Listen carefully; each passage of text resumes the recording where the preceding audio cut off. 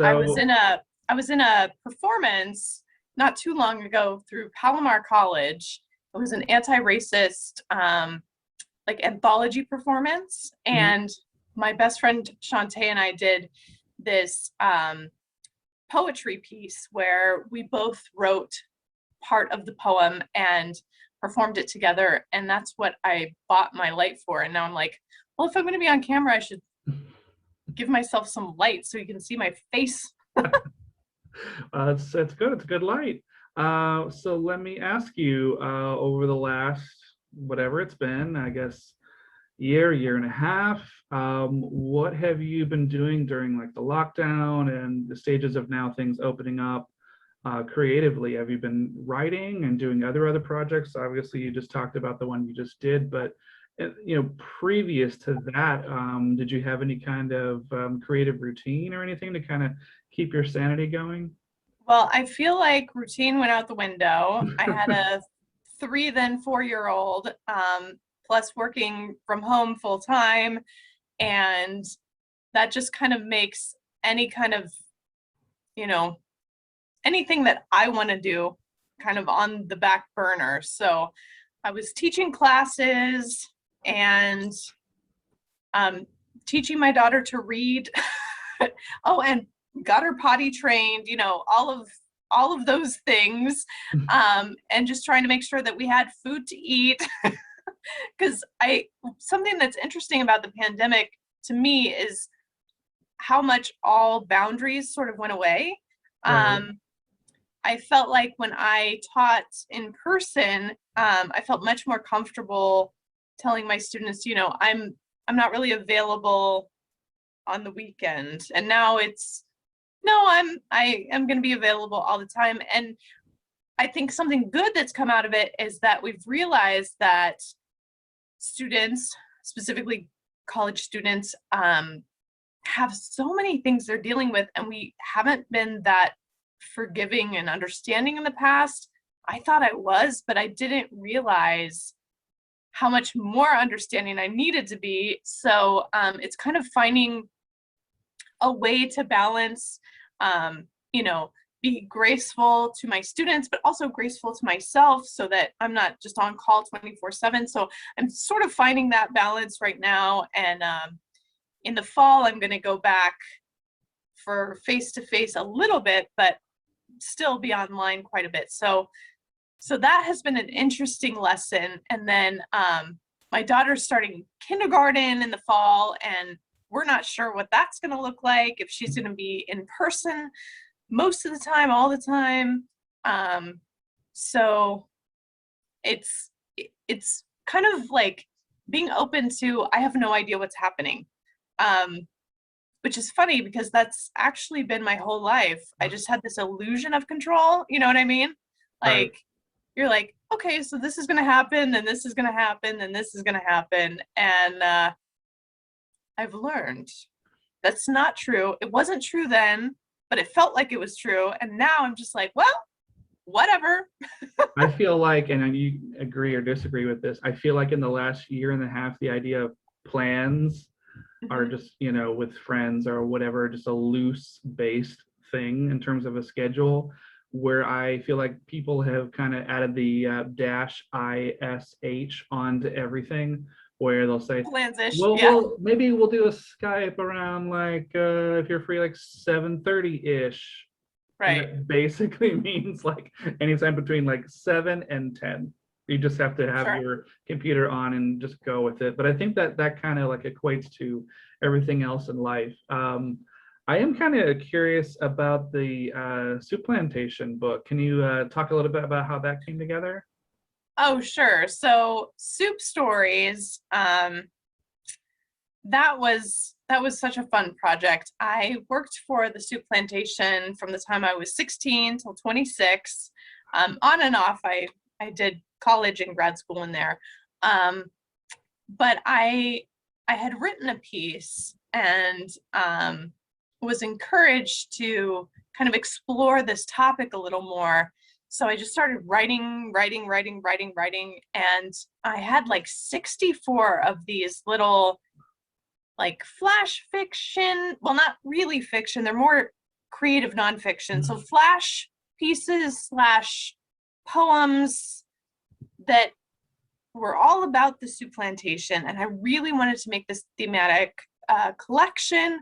And I was thinking like a memoir in vignette. So I contacted Ashley Perez, who is an amazing editor. And she read them and she provided me the most amazing feedback and talked about, you know, I see this story arc, I see that story arc, I have questions about this and that.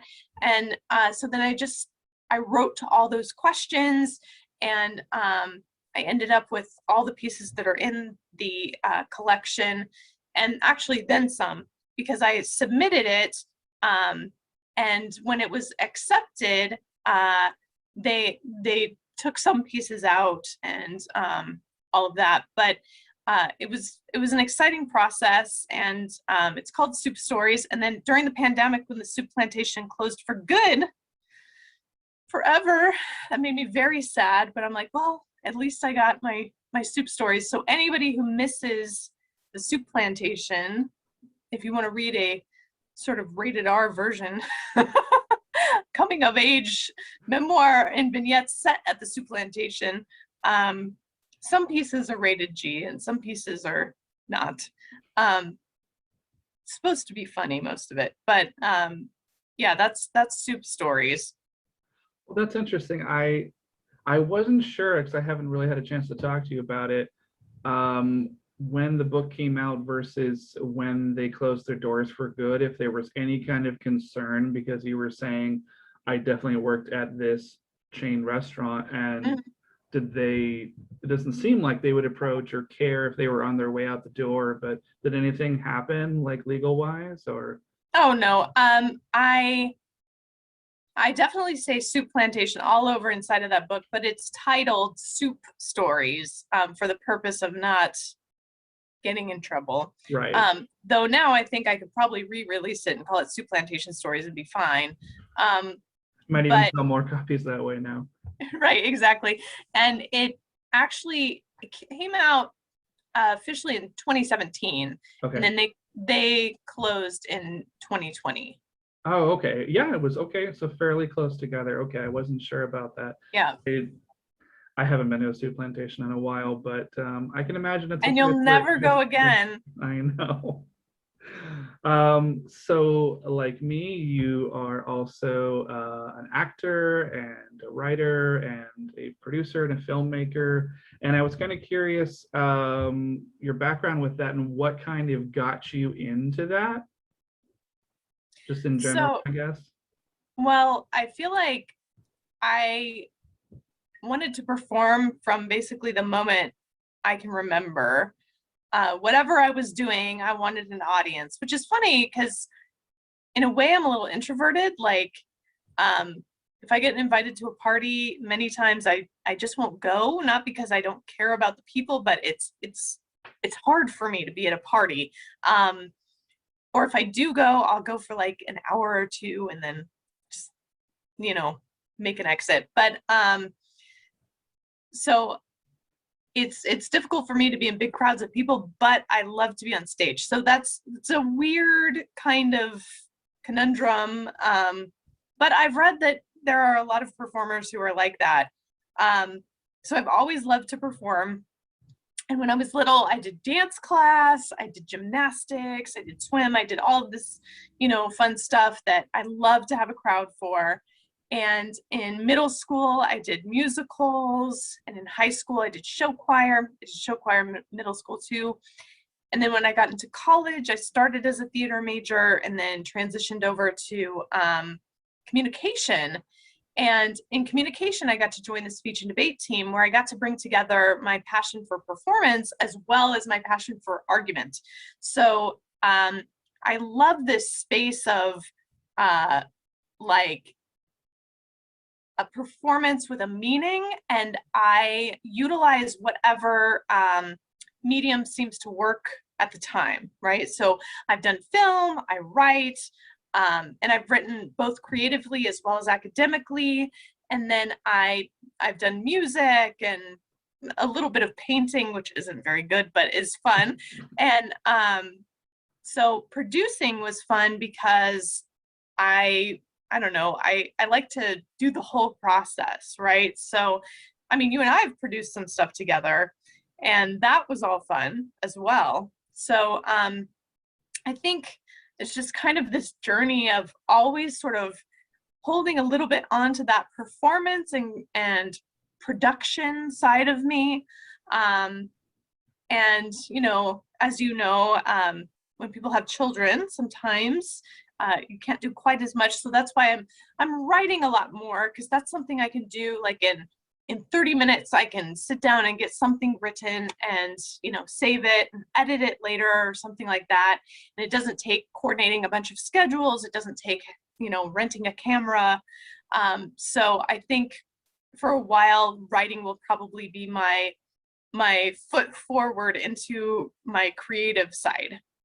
Nice. I won't mention the gentleman's name who was working the festival that we met at, but Oh, I just remember meeting you in at the festival, the LA Neo Noir Festival in downtown LA, and I remember watching your short film and thinking like, wow, this lady has not only got talent and she's beautiful and she's got presence, but she's got her act together in terms of organization, because you've been in this town for a while and it's the same thing for poetry. You can throw a rock and hit a poet, you can throw a rock and hit an actor. It's just the nature of the business. don't do that though, because poets and actors are working so hard. Let's not throw rocks at them. Right? They're like, why? But you and I, hopefully, with along with the other people that we've met over the years, seem to have figured it out that you go to these things and you talk to people. And I'm pretty sure you did background acting years ago, just like I did. And for me, it wasn't about being human furniture.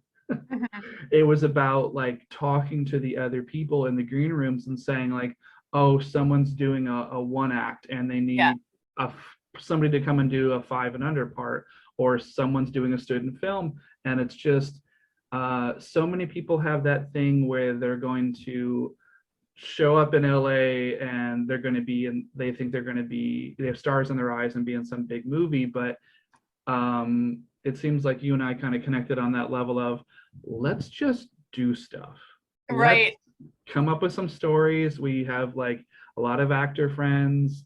So and so has like a location. We can do like 3 different shorts and like different genres, and let's just go with it. So I feel like we used my apartment several times. a great effect though, right? Yeah. I mean, it worked out really well. And so I don't think you're originally from LA, right? So what brought you to Los Angeles? Was it acting and filmmaking? Well, that's an interesting question. So I'm originally from San Diego, and I took quite a journey through my college years. I started at a community college in San Diego area, and then went for my bachelor's at Riverside, my master's in Muncie, Indiana, and then my PhD at Louisiana State University. So I kind of made the rounds in the country, right? Crisscross the country. Yeah, but my goal was always to get back to San Diego, or at least somewhere in Southern California.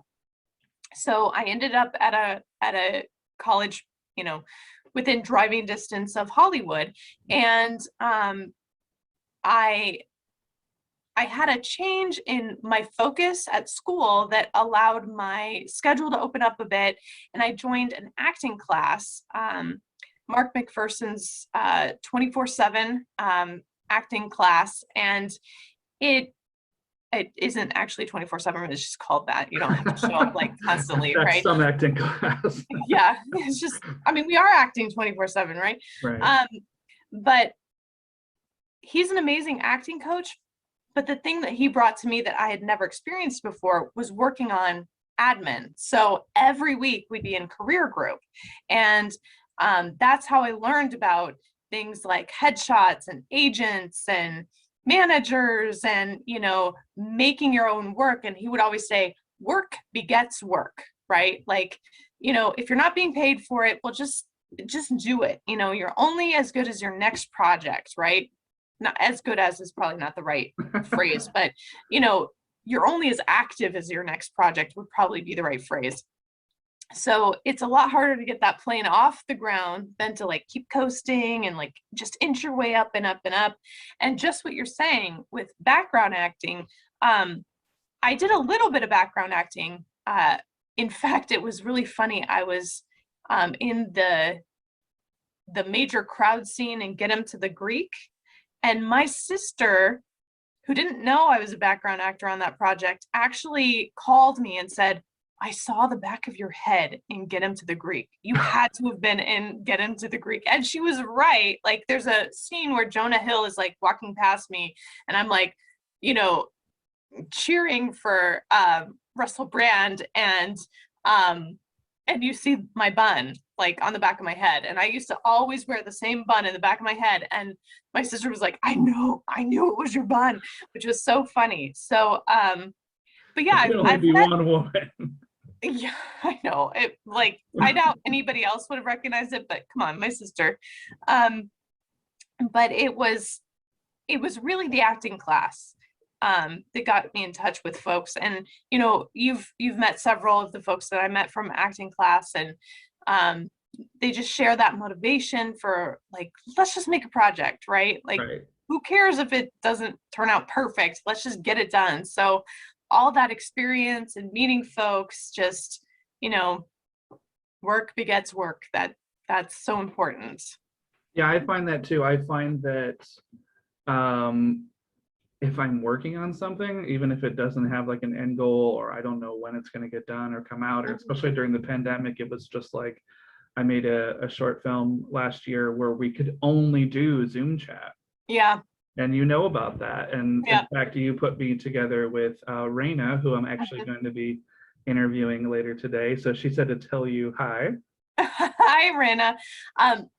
It's interesting. I wanted to be a part of that project, but it was so early in the pandemic, and I hadn't figured out how to work and parent and just breathe. So I had to not do it, but I'm so glad you were able to work with Rena and other folks. So yeah, that was a fun project.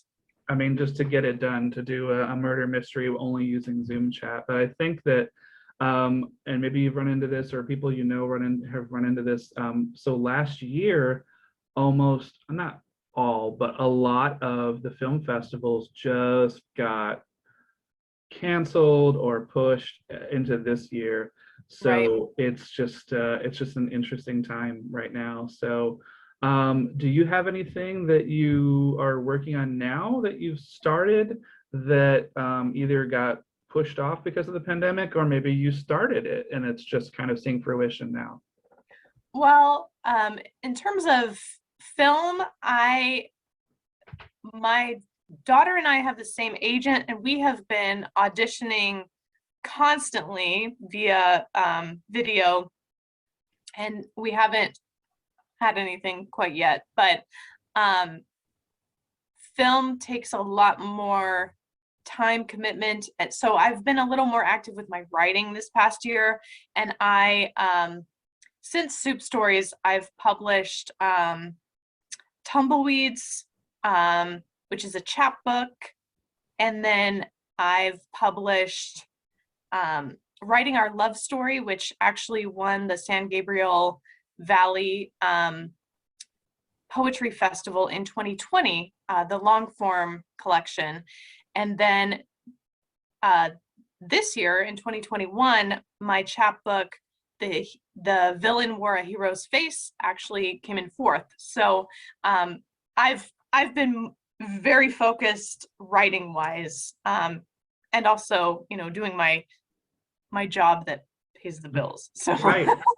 And I would be remiss, because you and I have that small connection in talking about what you do and everything.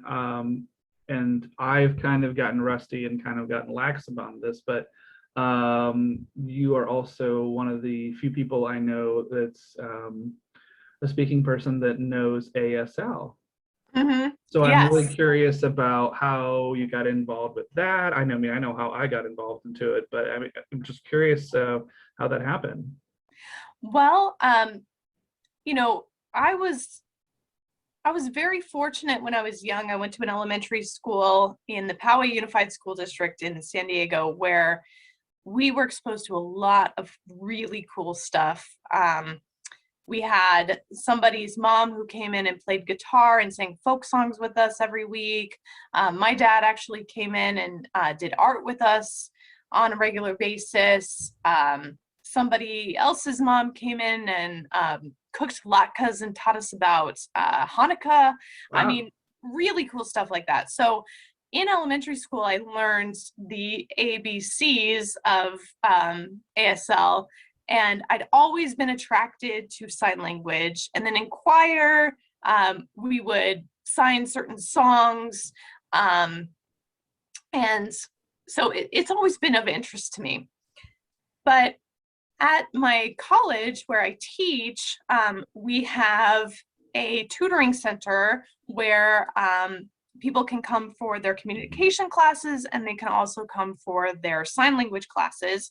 And I had a deaf colleague, and we would write back and forth. My sign was nowhere really. And then he taught me a few signs here and there, and then I just got kind of pumped to learn more. And I actually ended up taking 10 classes in ASL and Deaf Studies and completing the requirements for the Deaf Studies Associate's degree. It's like not quite on the books, so I don't have that degree yet, but I've completed all those requirements. And so I get to use sign language on a regular basis. And I've actually taught a couple of public speaking classes using ASL. I wasn't alone in the classroom. I had interpreters, so I'd use a combination of my voice as well as signing. But whenever I have a deaf student, I always try to sign directly to them as much as possible. I don't think I could call myself fluent, but I'm certainly functional. And even when I do need to incorporate interpreters, I think it's a lot easier to communicate directly with someone if you have some commonality in language. So that's sort of how I got into ASL, and it's really important to me. And I've taught my daughter some signs. Like when she was really little, she'd get really frustrated and like start yelling or something. And so I started putting signs out there. And so she would, like if she get frustrated with something, she'd go, help. And then I'd say, okay, I can help you. I know what you need. Because I learned in my classes that whether a child is deaf or hearing, they can actually communicate concepts much earlier using sign than they can using oral language, because in sign, you can see the full sign, right? And if you're using oral communication, you only see about like 10% of the production. Right. Because the rest of the production is like in the throat and the lungs and in the diaphragm. So I found that fascinating. So my daughter doesn't like fully sign everything, but she's got a sign here and there. And it actually helped her to learn to read and learn to Wow. recognize letters, because she knew the sign alphabet first. And so she started making those connections. Let me ask you this, because this is something I've experienced, but not for a long time that I haven't used sign. But years and years ago, I was a stage manager for a touring deaf children's theater show, and the issue of many that I had with sign was, and maybe you've run into this too, because I know you've traveled extensively as well, going to different areas of the country. And just like a dialect, it's a little bit different everywhere you Yep. go. And oh my God, just the things you think are basic that you're signing, that you're saying to someone, and Yep. just 2 or 3 sentences into a conversation, this like mortified look comes across their face, and you're Sure. turning to the deaf person next to you and saying, or signing, did I say what I think? Well, you said what you thought you said, but what it really means here in New Orleans is this. Yeah. And you're like, oh, has that ever happened to you just by accident? Well, So it's interesting. I've found with students learning any language, they think that the way their teacher says or signs something is the only way to say or sign something, right? So it can become confusing when you start encountering other native users of sign. And that the history of sign language in our country, it came over from France, and then it was mixed with a lot of home signs. And then there's a lot of cultural influence. There is no language of any kind absent culture. So I don't know that I've had dialect trouble as much, because I've primarily used sign like at the same college. But I have come across just different options, just like in spoken English, how there's several different options of words for the same concept, or a word that has different meanings depending on the context. Or sometimes there's a sign that, if you repeat the sign, it goes from meaning one thing to another thing. Or if you have slightly wrong hand shape or slightly wrong duration or something, then suddenly you're signing something you really didn't mean. So yes, I've certainly come across that, and I just always laugh at myself. I'm really fortunate that students have been extremely forgiving, and just the history of oppression of deaf people, I've found that my students are extremely gracious with me when I make a mistake in sign. They appreciate that I'm trying to communicate with them directly. And we're very fortunate to have the level of interpreters that we do. So when I do make mistakes, I've got somebody to be like, here's what you wanted to say. So yeah, I've definitely come across those snafus, but I feel like I've done that in English too, and I've been speaking that for however many years old I might be. Right. It's just becoming more and more every year. Isn't the Well, aging process weird? yeah, weird's a good word for it, I guess. But believe it or not, we've been gabbing for half an hour, so we have to kind of wrap it up. But I wanted to give you the opportunity to kind of let the folks know that are watching where they can find you and your work online.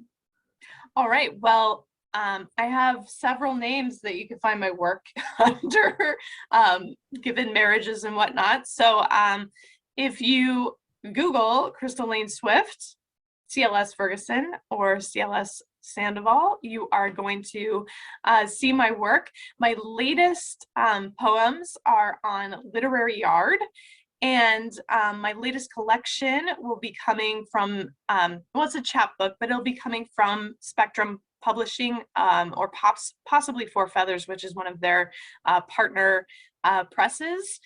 So you can always find me on Facebook. I'm Crystal Lane Swift on Facebook. I love having all these different names that you can find me by, and I'll look forward to connecting with you if you'd like to see any of my writing or other kind of work. Awesome. Well, thank you. Thank you so much for being here, being so candid, talking about your experiences, and I look forward to working with you in the future, and stay cool out there. It's pretty brutal. Thank you, Eric. I hope everything is going well with you and yours. Thank you so much. Have a good one. All right. Bye. Bye.